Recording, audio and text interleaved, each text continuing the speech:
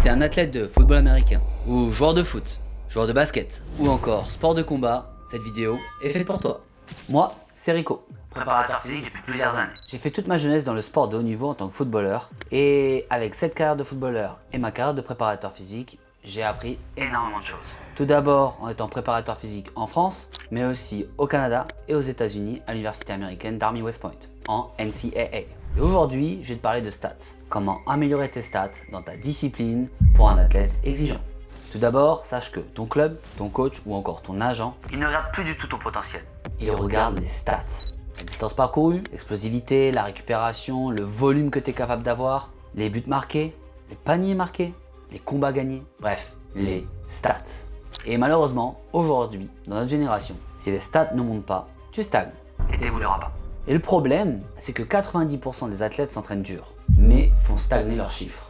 Dans cette vidéo, je vais te montrer comment améliorer tes stats. Pas avec plus d'efforts, mais avec une meilleure structure. Et avant de te dire comment faire, j'ai envie de te présenter une marque, la marque Ascend. Tu vas y retrouver le focus, la créatine ou encore le pumper sans caféine, sans taurine, sans stimulant, conçu pour les athlètes et les sportifs exigeants. C'est une marque française avec des produits quélatés. Et si tu veux performer et amener de la précision dans ta performance et surtout améliorer tes datas, je t'invite à aller voir directement sur le site qui sera en description de cette vidéo pour voir cette marque de qualité que tu peux retrouver pour les sportifs exigeants.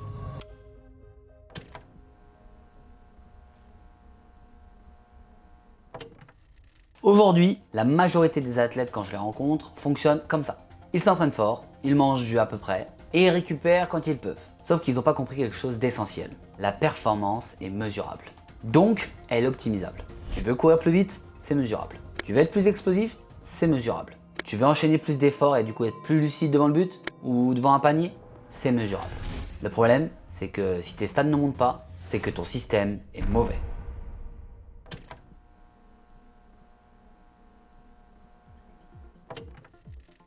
Pour améliorer ses stats, un athlète ne doit pas seulement s'entraîner plus. D'ailleurs, c'est souvent l'erreur pour amener à la blessure. Il faut surtout structurer sa performance autour de 3 piliers. C'est ce que j'appelle moi aujourd'hui le triangle de performance, qui repose tout simplement sur la nutrition, l'entraînement optimisé et la récupération. Si tu négliges un seul de ces 3 piliers, tes stats vont finir par plafonner ou tu vas te blesser.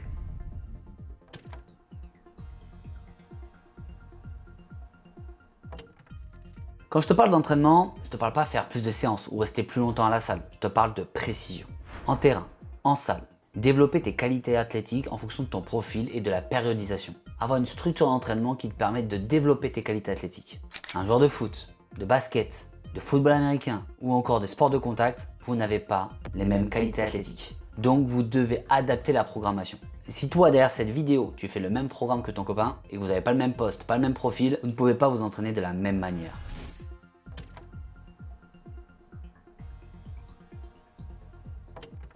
Parce qu'un athlète qui mange mal, ce n'est pas juste un athlète qui manque d'énergie. C'est un athlète qui récupère moins bien, qui répète moins les efforts, qui encaisse moins la charge d'entraînement et qui finit par voir ses performances baisser, voire même, malheureusement, se blesser. La nutrition, ce n'est pas juste manger sain. La nutrition, c'est apporter au corps ce qu'il a réellement besoin par rapport à vos qualités athlétiques et votre discipline. Les protéines, les lipides, les glucides, les acides aminés essentiels, savoir quels glucides consommer avant un match ou avant un combat, savoir faire un vrai cutting.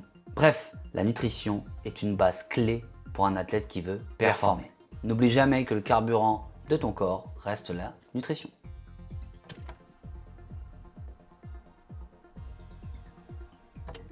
Le dernier pilier, la récupération. Trop négligé. Trop négligé. Ils pensent qu'il faut toujours en faire plus jusqu'au moment où il y a la rupture. Si je dois te dire à peu près un pourcentage, il faudrait presque que tu aies un 70% de récupération en on-season, 30% d'effort. Les 3/4 du temps, vous faites l'inverse. Vous faites 70% d'effort, 30% de récupération. Sauf que les tendons tirent, les muscles tirent, vous n'êtes pas lucide et vous pétez. N'oubliez jamais qu'un corps fatigué ne produira jamais les mêmes efforts. Un système nerveux épuisé ne donnera jamais la même explosivité. Et pour finir, un athlète qui récupère mal finit toujours par se blesser. La récupération peut se reposer sur plusieurs systèmes. Le sommeil, la recharge énergétique avec la nutrition, avec les compléments alimentaires Ascend. Mais aussi les massages, les saunas, les récupérations passives et actives, les étirements, la mobilité, bref, tous les protocoles pour la récupération et optimiser tes performances.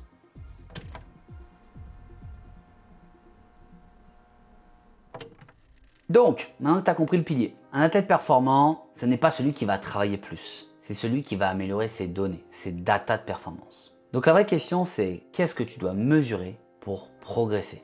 La vitesse, l'explosivité, le volume d'effort, la puissance, bref des qualités athlétiques que n'importe quel athlète doit avoir pour performer. Maintenant tu dois te dire ok mais c'est bien mignon tout ça mais ça je le sais déjà, le problème c'est qu'à chaque fois que je vais à la salle je sais pas quoi faire en tant que sportif, copier un peu monsieur madame tout le monde, ça me va pas, je développe pas mes qualités, je suis épuisé, fatigué, j'ai pas le temps, bref des excuses partout. Tout ce que j'ai vécu en tant que sportif de haut niveau quand j'étais jeune, mais encore même aujourd'hui en tant que préparateur physique, c'est le manque de discipline et surtout d'optimisation pour l'athlète. Vous avez des qualités, tout le monde le sait, et vous vous reposez sur ça en disant ça suffit, de toute façon j'ai les contacts. Au pire des cas, de toute façon, on m'a dit que j'étais puissant, ça suffit. Bullshit. À un moment donné, il faut arrêter de vivre dans le monde des bisounours et il va falloir travailler là où vous êtes mauvais. Ça ne veut pas dire être performant partout, vous ne pouvez pas. Vous avez toujours des qualités prédominantes et vous devez les optimiser. Par contre, vous pouvez optimiser ce triangle de performance. La nutrition, l'entraînement, la récupération. Mais pour réussir à développer ces qualités athlétiques, dans l'entraînement, autant dans le terrain que en salle de sport, il va falloir d'abord réaliser des testings clés. Afin de réaliser tes tests en fonction de ta discipline, il est important de comprendre que chaque début de saison, chaque on-season, off-season, il faut savoir où tu en es. C'est pour ça que souvent on fait des petits tests quand on est jeune au niveau des clubs de foot, de football américain, rugby, bref, tous les sports, on te fait des petits testings. Sauf que pour réussir à performer, il faut utiliser les data de tes testings pour pouvoir progresser de façon linéaire avec une périodisation en fonction de ton on et ton off-season. Pour cela, dans les sports collectifs, on va souvent utiliser les tests similaires, comme par exemple le sprint, 10, 20, 30 mètres, le yo-yo test pour l'endurance spécifique, le vertical jump pour l'explosivité, les tests d'agilité comme le T-test ou encore le 5-10-5, voilà, pour les changements de direction, voir un peu tes appuis. Tu vas retrouver aussi pour les athlètes de football américain le 40 yards, classique, le 5-10-5 shuttle, le vertical jump, encore le broad jump pour la puissance horizontale. Bref, des datas de performance qui te permettront de les mesurer et après mettre une programmation d'entraînement après. D'accord? Avoir une structure, un testing et on s'appuie sur le testing pour derrière performer sur de long terme. Pour le sport de combat, on va analyser le temps de réaction, le medball through pour la puissance, les tests d'effort répétés pour l'endurance spécifique et bien sûr les vitesses de frappe pour le trekking. Donc déjà, si tu en es là, si tu as réalisé les premiers testings, et là, on parle que de testing en fonction de ton profil, en fonction de ta discipline. On ne parle pas de testing de mobilité, de stretching. Ça, c'est en plus pour déterminer tes qualités motrices. Donc encore une fois, si tu es un sportif exigeant et que tu ne prends pas en compte les testings du début, la nutrition qui s'adapte en fonction de la période et la récupération en fonction de la périodisation d'entraînement et de ton championnat ou de tes combats, ne me dis pas que tu vas aller chercher le haut niveau. Ne me dis pas que tu vas améliorer tes stats. C'est pas vrai, tu te mens à toi-même. Et attention, ce n'est pas parce qu'aujourd'hui je t'ai parlé de testing que tu dois les faire demain et allez, let's go. Non. Chaque athlète doit avoir une périodisation d'entraînement en fonction de ton on-season et ton off-season. Que ce soit les protocoles de testing, de programmation d'entraînement sur le terrain ou en salle, tout doit être périodisé, mesuré à des certains pourcentages de travail pour éviter les blessures, rester performant toute la saison et surtout pour passer d'un athlète amateur à professionnel.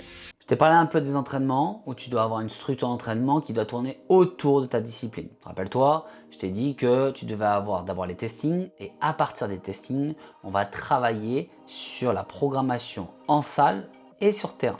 C'est-à-dire qu'on va mettre des programmations pour développer ta puissance, ta vélocité, ta force bien entendu et ton rapport force-vitesse. Les 3/4 des athlètes, vous avez un manque de ratio poids-puissance ou force-vitesse. Ça dépend des profils et de ta discipline. Donc il va être hyper important de comprendre que ta périodisation doit être structurée par rapport à ton off-season. Pendant le off-season, grosse intensité, gros volume. Pendant le on-season, faible volume, faible intensité, travail sur les techniques. Tu dois retrouver de l'haltéro, de la mobilité, du stretching, de la puissance, de la vélocité, travail d'appui, travail de proprio, stabilité, etc., etc. Tout ça, ça se structure en fonction de ta discipline et ton profil. Et bien sûr, des testings réalisés en fonction de toi. À côté de ça, nutrition. Alors ça, c'est le pire chez les athlètes. Vous ne savez pas manger. Ah ouais, on vous a dit de manger des féculents, vous mangez des féculents, ça c'est sûr. Vous allez prendre des protéines pour avoir du muscle, mais sinon le reste, vous comprenez rien du tout. Donc très important de comprendre, les protéines, c'est un maintien des acides aminés. C'est-à-dire que votre corps a besoin d'avoir un équilibre au niveau des protéines, mais pas comme un bodybuilder. Vous devez en avoir sur 1,5 voire 1,7 g pour le poids de corps. Et après, pour des sports comme le football américain, vous pouvez tourner un peu plus haut, à 1,8, 2 g pour votre poids de corps. Mais les sports dits d'endurance, comme le foot, comme la boxe, comme le rugby, vous devez avoir un maintien protéique qui tourne sur des 1,7, 1,8, ça suffit largement. Et c'est après les lipides et les glucides, donc les bonnes graisses et les bons carbs qui vont vous permettre d'optimiser votre physique, mais surtout votre condition athlétique. Si on devait un peu mesurer pour que ce soit pour les graisses, vous devez être à peu près à 1 g pour votre poids de corps en graisse, en bonne graisse. Les bonnes graisses, avocat, poisson gras, les œufs, les oléagineux, amandes, noix de cajou, etc.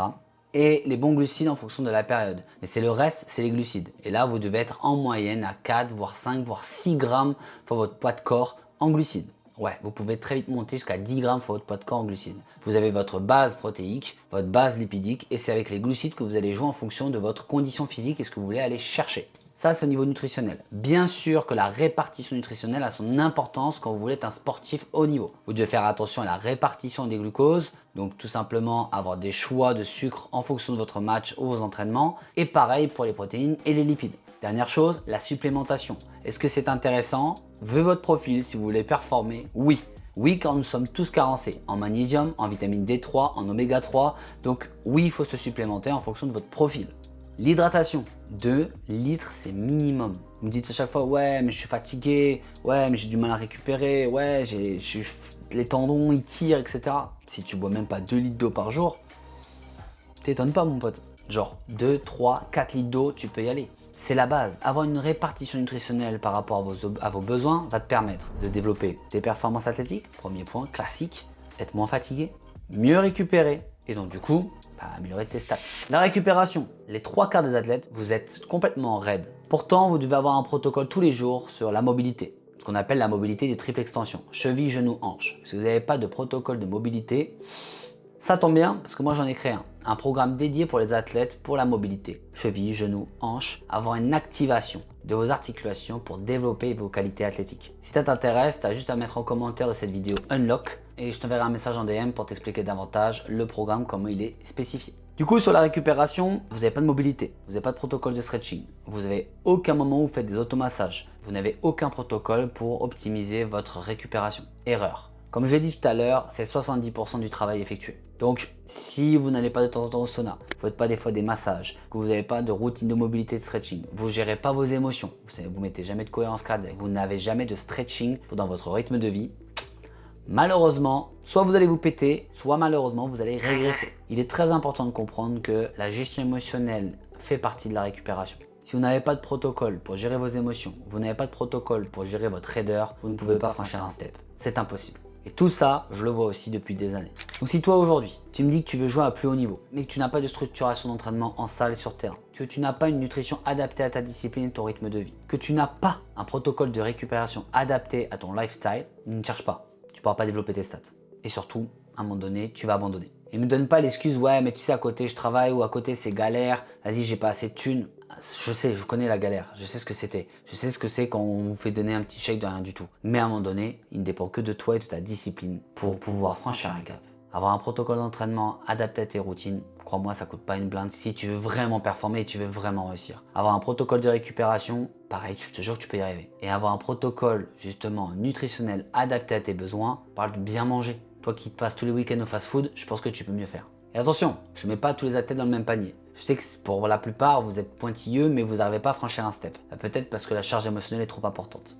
Car vraiment, j'ai connu ça. J'étais hyper pointilleux. Je voulais absolument tout mesurer pour être performant, à me rendre malade. Mais moi, c'était mon mental. J'étais trop stressé. Et ça se travaille. Tout se travaille. Et si aujourd'hui, tu sais pas quoi faire, tu sens qu'il te manque un petit truc, cette petite étincelle pour vraiment franchir un step, cette vidéo, elle est faite pour toi. Et cet accompagnement que je peux te proposer aussi. Encore une fois, tous les athlètes veulent progresser, tous les athlètes veulent devenir pro, mais très peu savent comment faire. Et aujourd'hui, si tu ne mesures rien, tu progresseras au hasard. Donc si toi, tu veux améliorer tes stats, tu veux arrêter de t'entraîner au hasard, déjà je t'invite déjà à t'abonner à la chaîne, parce que je vais te parler que de performance ici. Et crois-moi, on va accélérer la cadence pour les sportifs exigeants. J'ai déjà élaboré mes premiers compléments pour ces sportifs en France avec des produits Quelaté, avec une équipe de R&D qui m'accompagne au quotidien. Je vais créer énormément de projets pour les athlètes exigeants. Donc si aujourd'hui, tu es perdu, tu sens qu'il manque un élément primordial pour ta réussite en tant qu'athlète professionnel, je t'invite à juste à m'envoyer un petit message en DM ou sinon à me revoir directement sur mon compte Instagram et on verra ensemble pour structurer ta périodisation sur le triangle de performance, la nutrition, l'entraînement optimisé et la récupération. Pour finir, j'espère que cette vidéo, tu l'auras aimée. N'hésite pas à liker, à t'abonner à la chaîne si tu veux voir d'autres vidéos et dis-moi en commentaire sur quel sujet tu aimerais que je parle pour les sportifs exigeants. Et bien sûr, si tu veux passer un cap, il y a le lien directement de la prise de rendez-vous. C'est offert pour faire une analyse complète de ta situation et voir qu'est-ce qui cloche. Qu'est-ce qui t'empêche, quel est le petit problème qui t'empêche d'évoluer. Tu réserves ton créneau avec moi et on échange ensemble. En attendant, bon courage pour tes perfs, bon courage pour ton sérieux et bon courage pour ta carrière. Peace.